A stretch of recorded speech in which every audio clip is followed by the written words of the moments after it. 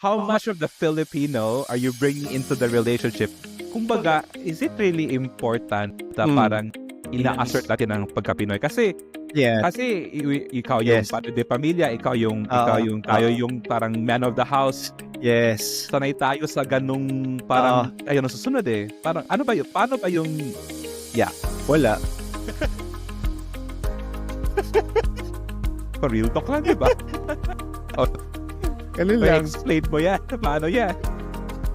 Hindi naman. I think, awan ko, siguro malaking bagay rin yung pagiging Christian. Na natuto ako, namulat ako sa, kasi ang traditional marriage, which is sa Pilipinas, gano'n naman, di ba? Yung tradition na lalaki ang nagtatrabaho, ang babae nasa bahay. Kalimitan hindi ko sinasabing lahat.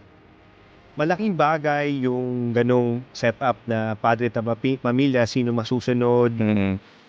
Pero pag nasa Germany ka pala, no? Tsaka siguro sa ibang European na countries, yung buhay may asawa na, yung asawa mo ay dumating na sa point na nagtatrabaho din, tapos ikaw nagtatrabaho din,